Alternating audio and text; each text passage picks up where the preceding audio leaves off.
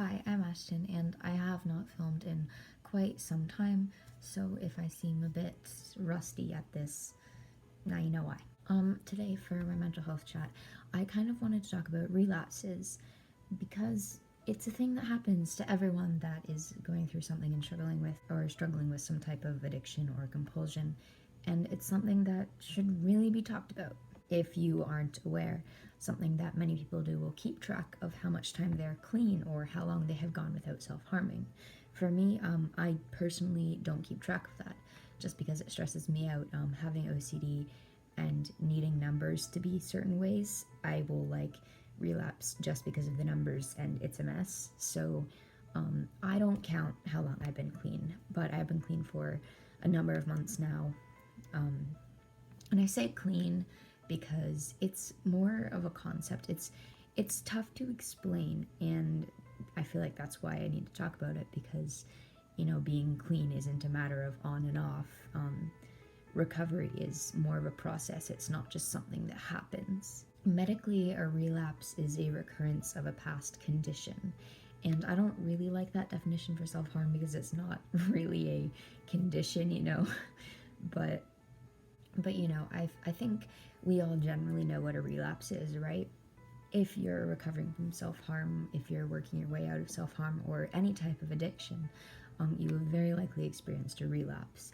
And often it is kind of a shameful thing, which sucks, I'm not going to give details, but I have relapsed, since I started working towards pushing self-harm out of my life. But the important thing to remember is that relapse is a part of recovery. A lot of people see relapses as slip-ups and black and white, oh, I'm back, I can't get out of it again. People see it as a defeat. I used to self-harm by cutting twice or 3 times a day.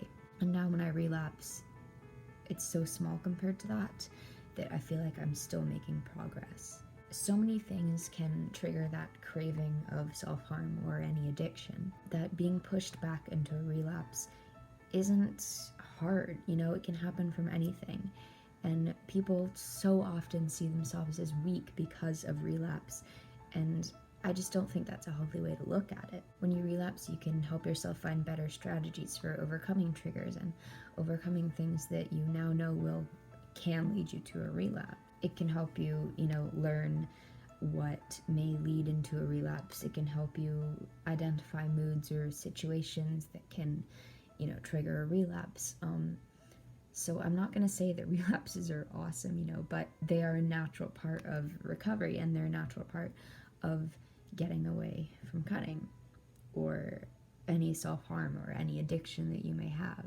Looking at relapse in a way of that it's part of recovery as opposed to it's, a downfall, a step down, is a much better way to look at it. And for me, it helps me recover as opposed to slipping back into it. A long time ago, when I was first starting to attempt to push self-harm out of my life, I saw relapses as a bigger deal, and I took them and I continued on with them, and it really was a spiral down. But they don't have to be that way. One relapse isn't the end of the world, and I wish I had better words for this. Relapse isn't a black and white thing. Being clean isn't a black and white thing. You can't just go from,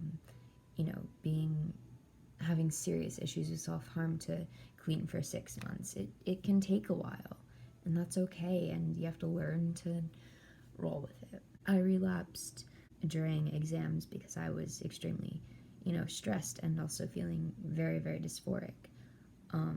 This was actually quite a long time ago. It was before I started testosterone.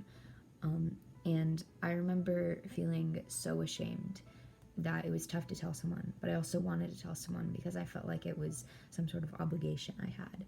It's something that you have to learn to deal with on your own and with the help of counselors or parents or loved ones. You don't have to be alone in it, but you don't need to scream and shout about it. So I didn't want to tell anyone because I thought I could just internalize the relapse. Hiding a relapse from everyone is never a good idea. I ended up breaking down and telling my boyfriend, and honestly, what he said to me and how he dealt with it was incredible. I've relapsed a few times within our relationship, which has been 1 year and 3 months now, and every time I've been terrified to tell him because when I relapse, it makes me feel so weak and like I'm slipping back into, you know, the bigger problems with self-harm I used to have. Jack dealt with me telling him so well, because I expressed my concern about being weak and, you know, telling him that I felt awful about it. And he so often jokes, but not really even jokes, about kissing all of my scars, and he knows that it helps me to know that he doesn't see me as any different because of that. Having someone that I love so much, and being able to honestly talk to him when I feel like relapsing, it's really healthy, and I'm glad I have him. I'm really, really glad I have him. So, you know, if you're struggling with self-harm right now, or you're, you know, maybe on the verge of a relapse, or just coming out of a relapse, I think what I'd want to say to you is that a relapse isn't the end of the world. And it takes a long time sometimes to recover from things like that, but that's okay. And that's such a hard thing to internalize, because when you do relapse and you feel so awful about everything, it does feel like the end of the world. But, you know, here I am, many, many relapses later, and I'm doing okay, and you can also do okay. I genuinely just want to give everyone a hug. If you're struggling with self-harm, even if you're not struggling with self-harm, you know what? I'm giving you the biggest internet hug right now. Literally all of my love is going towards you.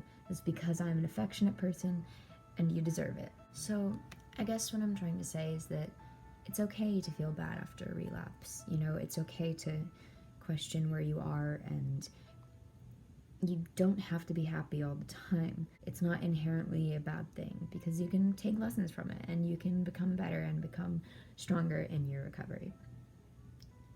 I think that's all I have to say. If you want to share your experience, please let me know, or maybe give someone else advice in the comments. But I'm gonna go now. Goodbye. I hope you have a magical rest of your day, and I will talk to you later, maybe.